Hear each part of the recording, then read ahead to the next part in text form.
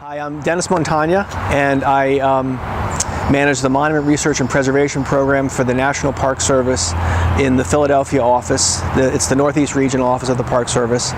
And the presentation I gave today concerns the plight of cemeteries of forgotten individuals, beginning with here in Maryland, the Crownsville Asylum Cemetery, but then looking at other asylum cemeteries and also at other places within the universe of people who have been forgotten and whose graves are either unmarked or very, very minimally marked, and thinking about what could be done to more properly memorialize them and call attention not only to these forgotten lives, but also to the circumstances in which those lives were lived.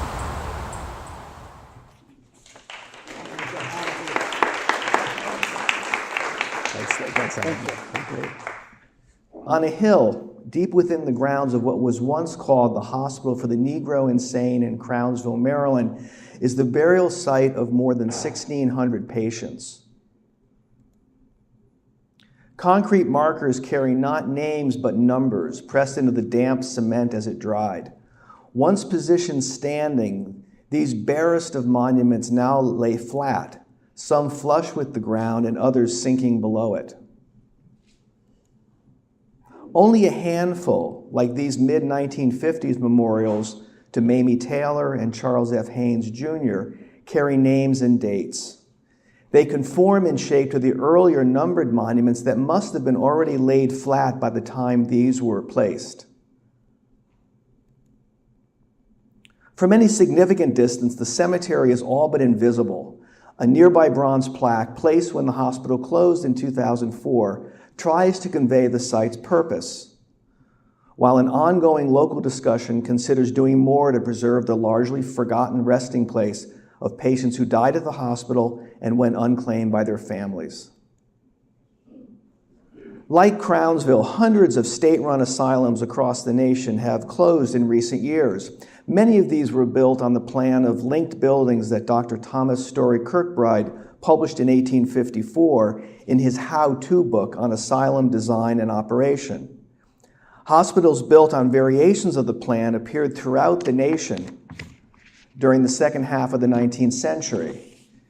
Typically, a center building housed the administration and step-back blocks served as patient wards. The improved plan that he published in 1880 created a greater separation of the patient wards. Asylums were born of the belief that a humane program of care, aided by the proper architectural environment, would yield success in the treatment of mental illness. But these institutions soon suffered from overcrowding, shrinking budgets, and systemic misuse. By the middle of the 20th century, many had devolved into places where patients were warehoused rather than helped.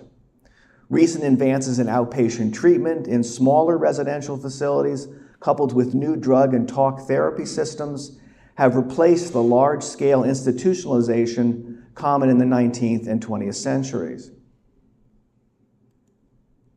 In some cases, these massive facilities have found new uses. One of the most significant, the National Historic Landmark Complex that Henry Hobson Richardson designed in Buffalo, New York, has just been redeveloped as a hotel space. In fact, it will receive its first guests tomorrow night. But this has come after 30 years of advocacy by a preservation community that struggled to reprogram buildings not especially well suited to modern life. More often, large-scale demolition, seen here in Danvers, Massachusetts, has followed the closure of these land-rich facilities. But the cemeteries that many of these institutions possessed usually remain in place once the rest of the facility is gone. These burial sites are remarkably similar in appearance, tracts of land that are often far removed from the life of the institutions that they served. Instead of names, burial markers typically possess numbers that are linked to patient identities by a record-keeping system that may or may not still exist. They're not really cemeteries if we understand that term to mean a place of remembrance. These are more an exercise in cataloging and underground storage. With their minimal markers often placed at grade, these burial sites become nearly invisible as institutions are abandoned and grounds maintenance either ends or becomes sporadic. At Crownsville's burial ground and at many others like this one in Muscatine, Iowa, those who lived apart from society remain apart from it in death as well. But efforts to return identities to those interred at many of these cemeteries are now underway. And these efforts range from preservation of simple markers to far more ambitious and creative attempts to bring dignity to those we've forgotten. It seems that we might make better decisions about the future of Crownsville Cemetery and have greater success acting on those decisions if we consider other efforts to preserve and commemorate the burial sites of institutionalized and other marginalized people. Mental asylum patients are, in fact, part of a larger universe of abandoned people that includes prisoners, the enslaved, and those who simply died alone, leaving no one to claim their bodies. The 18th century Enlightenment may have given rise to the democratic notion that even humble people deserve to be remembered after death, but it has only been in more recent years, with the development of a wide array of human rights movements, that forgotten and marginalized people have begun to draw a larger share of society's interest. For more than 20 years now, a St. Paul, Minnesota-based disability rights and advocacy group called Advocating Change Together, or ACT, has worked to place granite grave markers that carry a patient's name and their birth and death dates at 19 hospital sites across the state. Their initiative, called Remembering with Dignity, researched nearly 13,000 numbered graves. Since 1994, the group has marked more than 8,000 with stones laid flush with the ground. Annual state appropriations and donations support the ongoing work. These that I'm showing you here are at Hastings State Hospital. In Faribault, Minnesota, patients were buried in large lots contained within private and ecclesiastical cemeteries, but poorly kept records made it impossible to pinpoint the location of specific burials here at Calvary Cemetery, so a group monument remembers the 79 interred there. At the dedication ceremony, the grandnephew of Michael C. Murphy, one of the patients buried there, said, quote, "I was elated to find out that these people were going to regain some of their dignity by having their graves marked. Michael's only sin was the fact that he was epileptic. His seizures were becoming more severe, so they sent him to the state school for imbeciles in Faribault." The National Alliance on Mental Illness and the National Empowerment Center, groups formed to advocate for people living with mental illness, have also embraced efforts to bring dignity to those buried in asylum cemeteries. They have even made available a 50-page guide to cemetery restoration, written by a group in Georgia that in 1997 began a project to honor the 30,000 people thought to be buried in 6 cemeteries at that state's Central State Hospital in Milledgeville. This was an effort carried out by people who themselves suffer from mental illness and the professionals who work with them, people who feel closely connected to those whose graves they sought to preserve. Many years ago, in order to ease grounds maintenance, some of the markers at Milledgeville had been buried, but most had been collected and dumped in an adjacent forest. Those displaced markers, no longer linked to specific graves, have now been arranged to form an Arlington Cemetery-like memorial to all who lay buried on the site. Doris Hester, a mental health patient who worked on the project, wrote, quote, "These are the unwanted of society, the throwaways. Nobody cared if they had markers. We knew that that could have been us. It was devastating." Across the continent, another memorial project was completed 2 years ago at the Oregon State Hospital, the site used for the 1975 filming of Ken Kesey's One Flew Over the Cuckoo's Nest. As a result of a 2004 tour of the hospital for members of the state legislature, the public became aware of the Salem facility's cremains room, the storage site of nearly 3,500 corroding copper canisters containing the unclaimed ashes of patients who had died at the institution. For many, what became known as the Room of Lost Souls came to symbolize the deplorable conditions patients had endured at the Salem Hospital. The really successful efforts to preserve the burial sites of those who died at institutions seem to be those that inspire public and political support for the effort by creating identity for forgotten people. In Salem, the evocative collection of copper canisters, coupled with an accessible public record, were key. But for me, the real beauty of this project was the way in which it was woven into something bigger, a movement to improve the care given to those who suffer from mental illnesses today. A series of editorials published by the Oregonian throughout most of 2005 achieved this aim. It also won the 2006 Pulitzer Prize for editorial writing. The first piece in the series was entitled All the Lonely People, in reference to the Beatles' Eleanor Rigby. As you'll hear, its lead paragraph established the humanity behind the shelves of canisters. This is that opening. A room stacked with the unclaimed remains of patients symbolizes what's wrong with the Oregon State Hospital. Eva York died in a bathtub in 1896 at the Oregon Asylum for the Insane. After an inquest, which absolved the hospital staff of any blame, no one claimed her corpse, so she was buried in the asylum cemetery and forgotten. 18 years later, Eva's remains were exhumed, cremated, placed in a copper urn, and forgotten all over again. Then the writer tied this set of cremated remains to the larger context of forgotten patients and linked these past events to the state of today's mental health treatment. They wrote, Eva York is one of about 5,000 patients whose cremains are neatly stacked in that stark, lonely room like cans of paint in a well-stocked hardware store.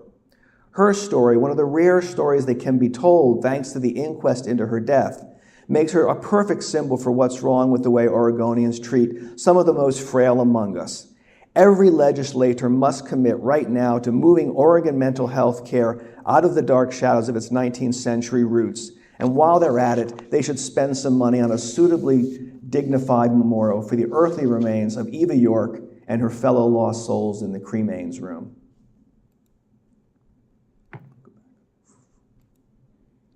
Over the next decade, Oregon's hospital replacement project took shape. The plan retooled the delivery of mental health services, but it also included Percent for Art funds to create a memorial, as called for by a diverse stakeholders group that included hospital staff, former patients, and members of the state's arts community. A design competition led to the selection of architects Annie Hahn and Daniel Mihailo to create a contemplative public memorial to the lost patients and a proper resting place for their remains. Much of the hospital complex was slated for demolition, but the designers targeted Building 60 as the centerpiece of the new memorial and columbarium. Constructed in 1896, Building 60 had once been an isolation ward for those with infectious diseases. Later a paint shop, the building acquired a cinder block addition in 1949 when it became a crematorium and morgue. Hahn and Mihailo's plan called for the demolition of the addition and the relocation of the entire brick structure to an area near the historic administration building, the site of a new museum that would tell the story of the hospital and its patients. The cremated remains were removed from each of the canisters and encased in ceramic cylinders. The cylinders were placed inside a columbarium built into the walls of the memorial's courtyard. A perforated stainless steel sheet carries the identity and information on each of the remains. If and when a patient's family comes forward to claim the ashes, the cover will be removed as well. And this has happened a number of times already.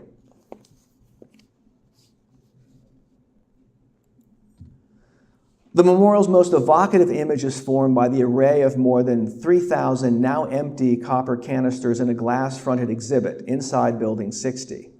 This reassembling of canisters may recall their bleak storage in the Room of Lost Souls 10 years earlier.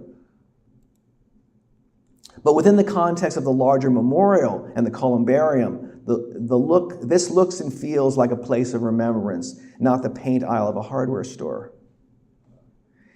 It is also instructive to look beyond those who died in mental institutions and consider efforts to memorialize the larger universe of discarded and forgotten people.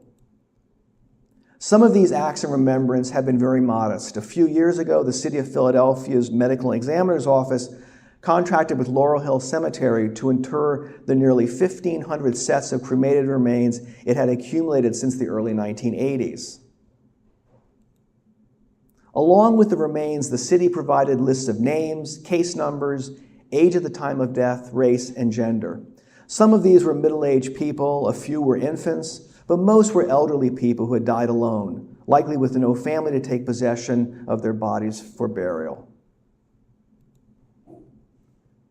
Atop the in-ground crypt, Laurel Hill's superintendent, Bill Doran, placed a granite memorial that reads simply, 1,500 citizens consigned to the earth, City of Philadelphia, 2010. An earlier version of the inscription listed these as residents, but Doran elevated their status to citizens before the design went to the stonecutters. The remarks he made to the newspaper writer who interviewed him are consistent with this change in wording. After noting that an annual ceremony would remember those forgotten dead, he said, "These are 1,500 mothers, fathers, wives, and husbands. I think it's only fitting that they not only get a proper burial, but also the send-off that they never had." For me, a key aspect of the project is one that goes beyond according dignity to those whose bodies had gone unclaimed. Once the remains had been transported to Laurel Hill, volunteers at the cemetery created a structured system of interment that would allow for the retrieval of individual remains in the event that someone requested their return for a private burial. The project not only provided a more dignified final place of rest, but it also holds open the promise of the decedent's return to the society of family and friends. Probably the most ambitious memorial to forgotten people was completed nearly a decade ago in Lower Manhattan. The African Burial Ground Memorial debuted in 2007, but it was a work more than 15 years in the making. It is also the first major memorial to acknowledge the nation's slaveholding past. In 1991, the Federal General Services Administration began building a 30-story office tower 2 blocks north of New York City Hall. Excavation began on a site that in the 17th and 18th century had been a marshy swath of land on the northern edge of the city. This undesirable real estate had once been used for public executions and as a burial ground for the city's large African population. In 1750, 1 in every 5 New Yorkers was either African-born or of African descent, and some estimates suggest that the cemetery, known on old maps as the Negroes' burial ground, contained the remains of between 10 and 20,000 free and enslaved people. But as the city spread north throughout the 19th century, the burial ground was overwhelmed by development that would make New York a leading world city. Few suspected that remains could have survived, but they did. Early 19th century regrading filled low-lying areas, so burials once 6 feet below grade are now 25 to 30 feet beneath city streets. At these depths, they remained intact under the basements of the 4- and 5-story buildings that rose throughout Lower Manhattan. Permission to continue with construction of the office tower was conditioned by the careful removal and analysis of all remains and the creation of a permanent memorial that would be able to accommodate the reburial of remains once analysis was complete. Over the next 2 years, 419 sets of remains and grave goods were transferred to Howard University for study that would take more than a decade to complete. In 2003, accompanied by ceremonies in Baltimore, Washington, and Philadelphia, the remains were carried up the East Coast and returned to New York in wooden caskets carved in Ghana. The caskets were placed in 7 crypts and then lowered into a chamber cut at the western end of the memorial site. The design chosen for the memorial features a tall entry porthole that carries a 4-line verse describing its commemorative intent. For all those who were lost, for all those who were stolen, for all those who were left behind, for all those who were not forgotten.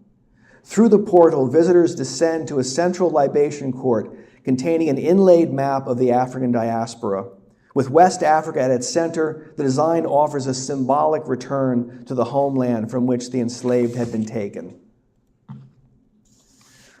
We know the names of none of the 419 buried at the site. We know them only through the forensic data conveyed in the report that Howard University's archaeologists prepared. Their descriptions of each excavated grave began with a number and information about the decedent's age and gender. 40 randomly selected sets of remains from among the 419 provided the descriptive text that was cut into the memorial's floor, returning a semblance of identity and a level of humanity to those buried beneath lower Manhattan streets. A map incised on the south wall of the entry portal shows the burial ground's location with an overlay of present city streets.